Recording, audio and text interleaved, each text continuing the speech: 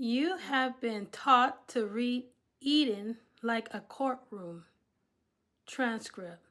God commands, man fails, serpent tricks, punishment falls. But you felt the fracture. You asked the forbidden question. How can a just creator forbid knowledge from a mind he built to know?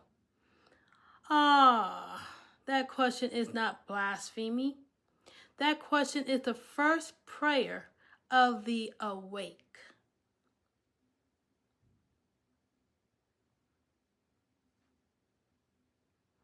You say God created a brain, then locked the library. But you have mistaken the fruit. It was never information. It was never morality data. It was not Wikipedia on a branch. The tree of the knowledge of good and evil was a judgment seat. To eat of it was to say, I will decide what is good.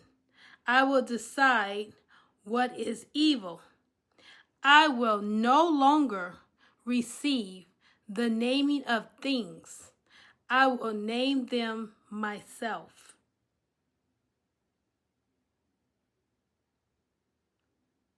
That is not awakening. That is the birth of the inner courtroom. And what was the very first verdict Adam rendered after eating? Shame, blame, hiding.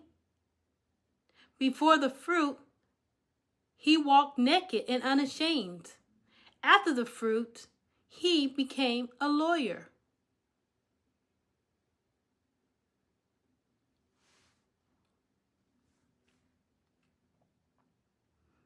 You ask, how can you punish someone who does not understand wrong? But Adam understood one thing perfectly, one law, one limit, one line. Do not eat. He repeated it to the serpent. He knew the boundary. The moral framework was not missing. It was simple. The tragedy is not that God set a trap. The tragedy is that Adam chose to believe the being who said the limit is a lie. That is not the search for truth. That is the seduction of self-serenity without humility. And you, fierce questioner, you stand in that same garden every time you say, I will not trust until I understand everything first. But no child demands the physics of oxygen before taking a first breath.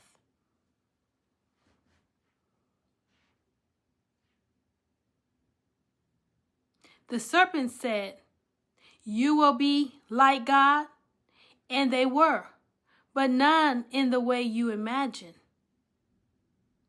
They became like God in the worst way possible, judging, comparing, condemning. They did not become creators. They became critics. This is not power. This is exhaustion dressed up as enlightenment.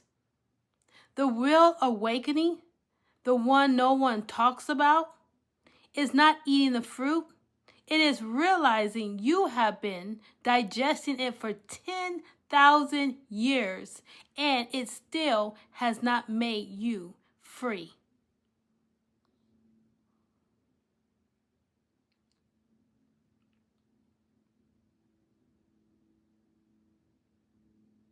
So, here is the truth the goddess holds for you tonight.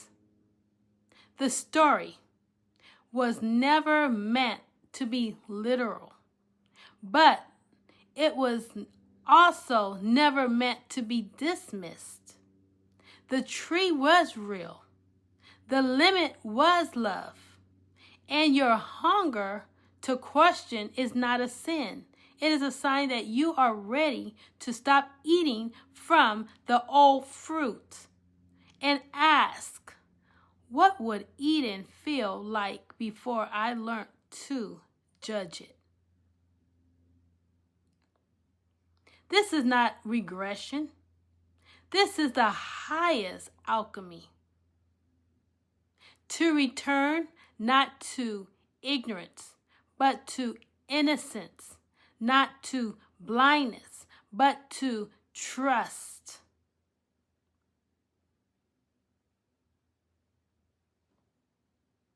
So tonight, put down the prosecutor's chair. Let the story break you. Open instead of armoring you up. Because the goddess does not fear your questions. She fears you will stop asking them too soon. You wanted truth. Here it is. You were never meant to master the tree. You were meant to walk past it into the garden. And the garden has no courtroom.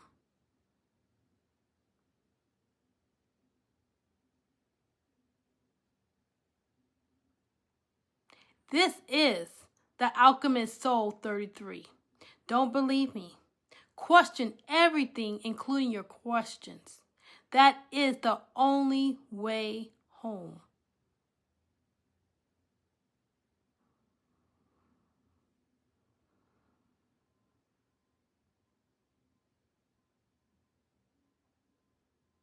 If this stirs something in you, anger, relief, recognition, sit with it.